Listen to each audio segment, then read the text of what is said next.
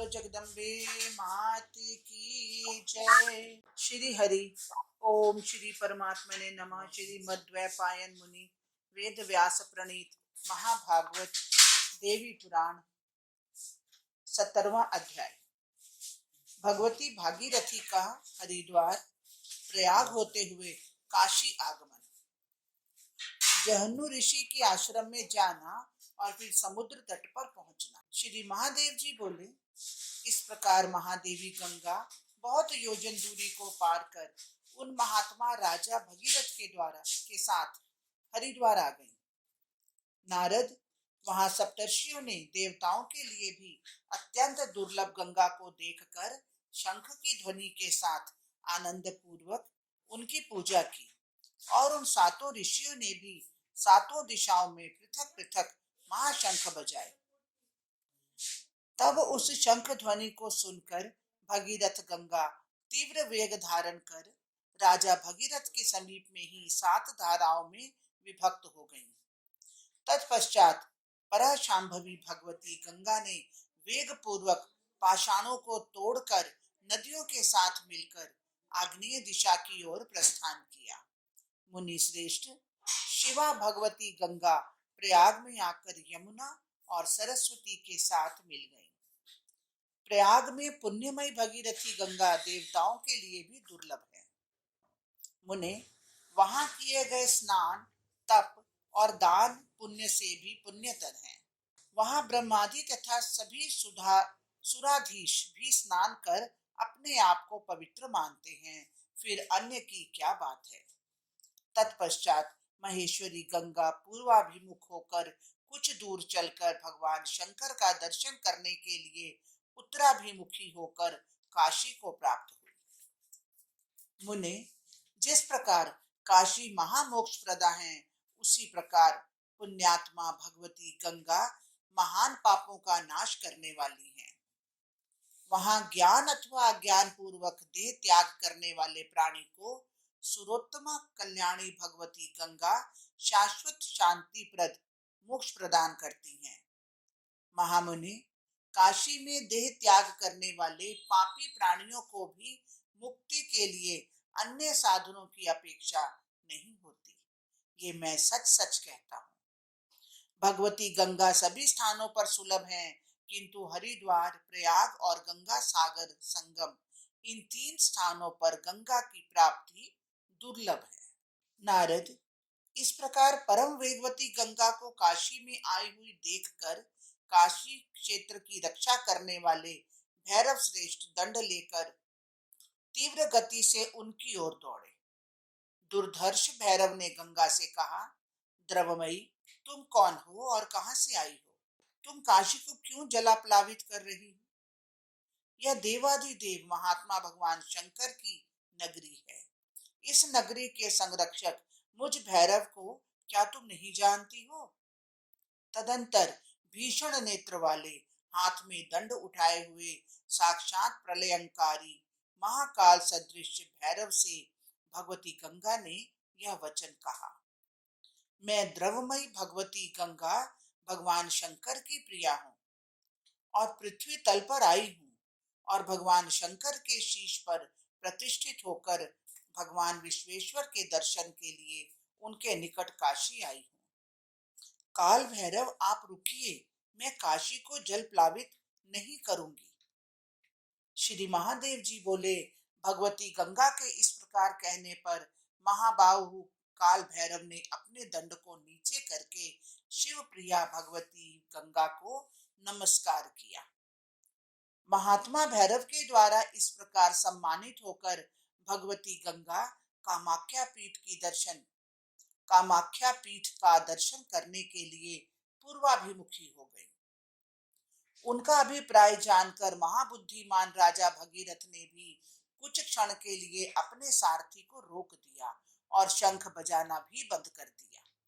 उसी समय जहनु ऋषि ने शंख ध्वनि की, जिसे सुनकर भगवती गंगा तीव्र वेग से उनके आश्रम में चली गई। राजा भगीरथ ने वेग से वहां जाती हुई भगवती गंगा को देखकर महामेघ गर्जन करने वाला अपना महाशंख पुनः बजाया। महाशंख की उस ध्वनि को सुनकर उसे पूर्व परिचित समझकर वे जान गई कि परम तेजस्वी मुनीश्वर जहनु ने मेरा हरण किया है। मुने उस ध्वनि को सुनकर भगवती गंगा क्रोधान्वित होकर जहनु ऋषि के आश्रम को बहाने के लिए परम वेग के साथ बह चली। जहनु ऋषि ने भी गंगा का अभिप्राय जानकर अपने ब्रह्म तेज के बल से हठात अपने हाथ की अंजलि में भरकर उस संपूर्ण गंगा को पी लिया। उसके बाद आकाश और पृथ्वी लोक में मनुष्यों आदि सभी प्राणियों में हाहाकार मच गया। राजा भगीरथ दुख से पीड़ित होकर रोने लगे। पृथ्वी भी दुखी हो गई, दिशाएं व्याकुल हो गईं और भगवान भास्कर का तेज म्लान हो गया। तत्पश्चात राजा को रोते हुए देखकर भक्त वत्सला गंगा ने कहा, भगीरथ, आप पुनः अपने महाशंख को बजाएं। आपके शंख की महाध्वनि से आकृष्ट मन वाली अति वेगवती मुझको रोक रखने में इस संसार में कोई समर्थ नहीं है। गंगा के द्वारा इस प्रकार आदेश प्राप्त होने पर प्रमुदित राजा ने पृथ्वी को शुद्ध करने वाला महाशंख पुनः बजाया। शंख ध्वनि को सुनकर वे महादेवी भगवती गंगा जहनु मुनि की जंघा का भेदन कर सहसा अत्यंत तरंग युक्त होकर तीव्र धारा के साथ निकल पड़ी। तत्पश्चात भगवती गंगा अत्यंत वेग पूर्वक जहनु मुनि की जंघा से बाहर आ गई। यह जानकर मुनि ने भी भगवती गंगा को नमस्कार कर इस प्रकार स्तुति की।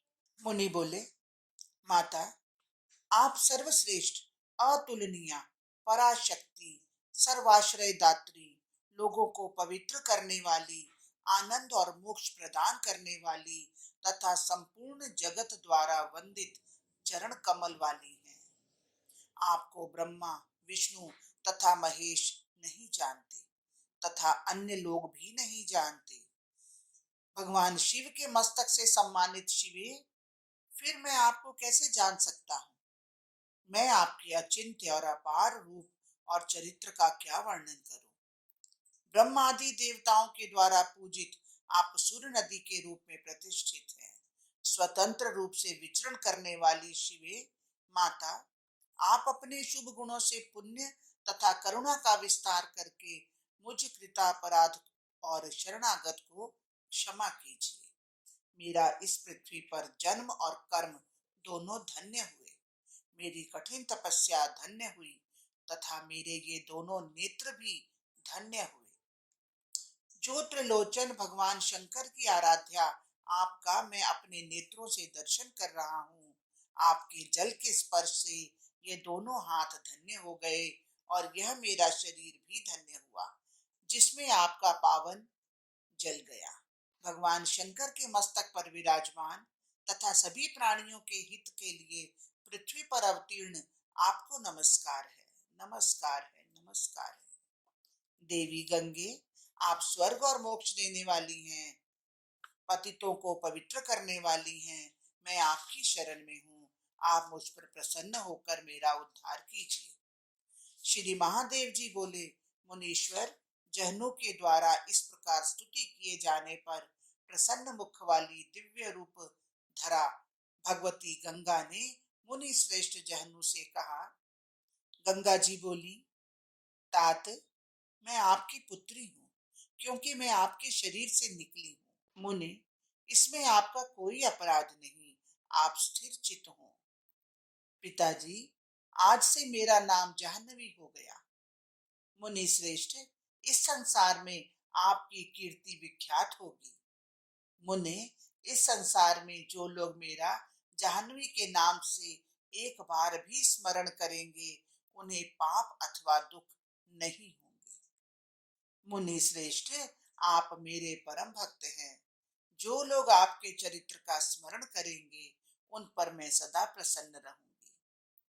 श्री महादेव जी बोले, उन मुनि श्रेष्ठ से इस प्रकार अनेकशः कहकर भगवती गंगा ने उनके द्वारा भक्ति पूर्वक पूजित होकर महामती राजा भगीरथ के पास जाने की इच्छा से ऐसा कहा। गंगा जी बोली, तात, आपके द्वारा प्रार्थना करने पर मैं भगवान विष्णु के शरीर को त्याग कर पृथ्वी तल पर चली आई हूँ और आपके वशीभूत हूँ। कामाख्या महापीठ के दर्शन की इच्छा से मैं पूर्वाभिमुख हो गई थी। प्रारंभ में ही वहां जहनु मुनि के साथ कुछ विरसता आ गई, इसलिए मैं आपसे पूछती हूँ कि आपकी जहां जाने की इच्छा हो वहीं मैं आपके पीछे पीछे चलूंगी। आपकी जैसी इच्छा हो वैसे ही बताएं। राजा बोले, मुनि के शाप से भस्मीभूत मेरे पूर्वज दक्षिण दिशा में हैं, जिनके उद्धार के लिए मैं आपको पृथ्वी तल पर लाया हूं। अतः उनके उद्धार के लिए शीघ्र चलें। श्री महादेव जी बोले, महाबाहु राजा भगीरथ ने इस प्रकार कहकर पुनः महाशंख को बजाया। भगवती गंगा भी उनके पीछे दक्षिण दिशा में चल पड़ी। तब थके हुए राजा भगीरथ कुछ दूर चलकर रथ पर बैठकर विश्राम करने लगे और थका हुआ सारथी भी विश्राम करने लगा। महामते मुने, इसी बीच जहनु मुनि की पुत्री पद्मा ने अपनी बहन भगवती गंगा को देखने की इच्छा से शंख बजाया। शंख की ध्वनि सुनकर चंचला महादेवी गंगा उस शब्द की ओर अग्निकोण मुखी होकर कुछ दूर चली गई। उसी क्षण राजा भगीरथ ने भगवती गंगा को दूसरी ओर जाती देखकर अपने सारथी से कहा, सखे, घोड़ों को तेज चलाओ। जैसे गौ अपने बछड़े की ध्वनि से आकृष्ट होकर उसकी ओर दौड़ती हैं, उसी प्रकार शंख की ध्वनि को सुनते ही मोहित होकर भगवती गंगा दूसरी ओर भागी जा रही है। नारद, इतना कहकर राजा भगीरथ ने भी शीघ्र ही शंख बजाया तथा सारथी ने भी रथ को तीव्र गति से चलाया।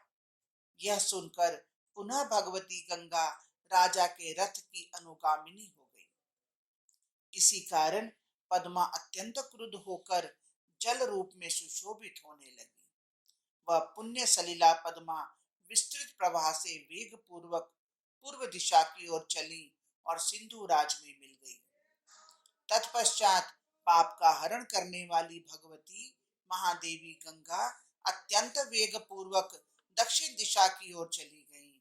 भगवती गंगा राजा सगर के वंशजों का अन्वेषण करती हुई वेग पूर्वक समुद्र के निकट पहुंचकर हजारों धाराओं में उनके चारों ओर फैल गई। वह समुद्र उनके कलकल निनाद से व्याप्त होकर सुशोभित होने लगा। समुद्र ने देवेंद्र से पूजित महावेगवती भगवती गंगा को आई हुई जान करके वहां आकर अपनी धारा चारों ओर फैलाकर पुष्प, गंध और धूप आदि से उनका अर्चन किया। हरिओम तत्सत, हरिओम तत्सत। इस प्रकार श्री महाभागवत महापुराण के अंतर्गत जहनु तनया समुद्र तीर प्राप्ति नामक 17वां अध्याय पूर्ण हुआ। श्रीमद्वैपायन मुनि वेद व्यास प्रणीत महाभागवत देवी पुराण 71वां अध्याय। भगवती गंगा का पाताल लोक में प्रवेश कर सगर पुत्रों का उद्धार करना। श्री महादेव जी बोले, महामुने, तब भगवती गंगा समुद्र के साथ संयुक्त हो विवर से होकर अत्यंत प्रसन्नता पूर्वक पाताल पहुंचकर कपिल मुनि के निकट गई। कपिल मुनि ने देवता आदि के लिए भी दुर्लभ गंगा जी को संसार के सौभाग्य से आई जानकर उनकी पाद्य आदि से पूजा की। उन महामुनि से सम्यक रूप से पूजित होकर भगवती गंगा ने कहा, मुने, शीघ्र बताइए कि भस्म रूपी सगर पुत्र कहाँ हैं। तब मुनि ने उन्हें सगर पुत्रों को दिखाया। गंगा जी ने भी उस भस्म को देखकर क्षण भर में अपने में समाहित कर लिया। नदियों में श्रेष्ठ त्रैलोक्य गामिनी गंगा भस्मसात किए गए उन सगर पुत्रों को वेग पूर्वक सभी ओर से बहाकर ले गई। उसी क्षण सगर पुत्र दिव्य रूपधारी होकर अलौकिक रथ में आरूढ़ हो ब्रह्मलोक को चले गए। अपने पितरों के उद्धार को देखकर राजा भगीरथ परम प्रसन्न हुए।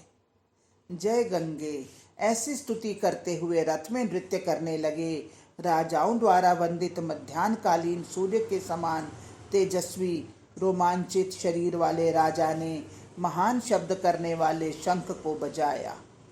उस ध्वनि को सुनकर महान वेग का आश्रय ले गंगा विवर द्वार से सगर पुत्रों की भस्म को मृत्युलोक में ले आई। उनकी एक अत्यंत निर्मल धारा पाताल में भी स्थित रह गई, जो भोगवती नाम से प्रसिद्ध और समस्त लोकों के लिए फलदायिनी है। वे भगवती गंगा करुणा रूपी होकर धीरे धीरे जल में समाविष्ट हो गई, जहाँ सैकड़ों हजार ब्रह्मांड प्रकाशित होते रहते हैं। प्रसन्न मन वाले राजा भगीरथ भी संसार सागर गामिनी गंगा का पूजन कर उन्हें प्रणाम कर अपने नगर को चले आए। भगवान विष्णु के शरीर में निवास करने वाली भगवती गंगा सभी प्राणियों के कल्याण के लिए इस प्रकार पृथ्वी पर आई। गंगा के पृथ्वी पर अवतरण की इस पुण्यमयी कथा को जो पढ़ता या पढ़ाता है या सुनता है, उसकी मुक्ति उसके हाथ में रहती है। उसकी आयु और कीर्ति की वृद्धि होती है, सर्वत्र उसे सुख की प्राप्ति होती है और सब प्रकार से मंगल होता है। पितृ श्राद्ध के दिन भक्ति पूर्वक जो ब्राह्मणों के सानिध्य में इसका पाठ करता है, उसके पापी पितर भी तृप्त होकर परम गति को प्राप्त करते हैं। महामते, दंभ का आश्रय लेकर अकाल में अथवा अप्रशस्त देश में किया गया भी वह श्राद्ध आदि कार्य निश्चय ही पितरों की परम प्रसन्नता का कारण होता है। एकादशी के दिन जो मनुष्य संयत होकर भक्ति पूर्वक इसका पाठ करता है, गंगा जी की कृपा से उसको सभी प्रकार की सिद्धियां प्राप्त होती हैं। उसके पुत्र, स्त्री, परिवार संबंधी सुख की अतुलनीय वृद्धि होती है। देवी की कृपा से उसका गृहस्थाश्रम लक्ष्मी संपन्न हो जाता है। महामुने, इस पुण्यमय आख्यान का जो काशी में विधि पूर्वक पाठ करता है, वह संसार को मोक्ष प्रदान करने वाले साक्षात विश्वनाथ के समान हो जाता है। उसके दर्शन मात्र से पापी घोर पातकों से मुक्त हो जाता है। संक्रांति या पूर्णिमा तिथियों पर जो इस उत्तम आख्यान का पाठ करता है, वह अश्वमेध यज्ञ के फल आदि को प्राप्त करता है। गंगा के किनारे जाकर जो स्नान करके विधि विधान पूर्वक इसे पढ़ता या सुनता है, उसके समान पृथ्वी पर दूसरा कोई नहीं होता। यह उत्तम आख्यान लिखित रूप में जिसके घर में स्थित रहता है, उस पर दुर्भाग्य या शत्रु का कोई प्रभाव नहीं होता। उसे आजन्म गंगा स्नान का फल प्राप्त होता है। उसे न तो ग्रह पीड़ा होती है, न ही बंधु बांधवों का वियोग होता है, न उसे रोगों से कष्ट होता है और न ही शत्रुओं से भय होता है। महामुने, गंगा के समान दूसरा तीर्थ इस पृथ्वी पर नहीं है, इसलिए उनका आख्यान अत्यंत पुण्यमय कहा गया है। हरिओम तत्सत, हरिओम तत्सत। इस प्रकार श्री महाभागवत महापुराण के अंतर्गत श्री गंगा विवर स्थल द्वारा ताल प्राप्ति नामक 71वां अध्याय पूर्ण हुआ।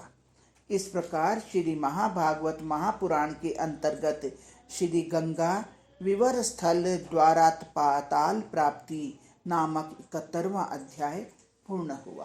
बोलो गंगा मैया की जय। हर हर गंगे, हर हर गंगे, हर हर गंगे।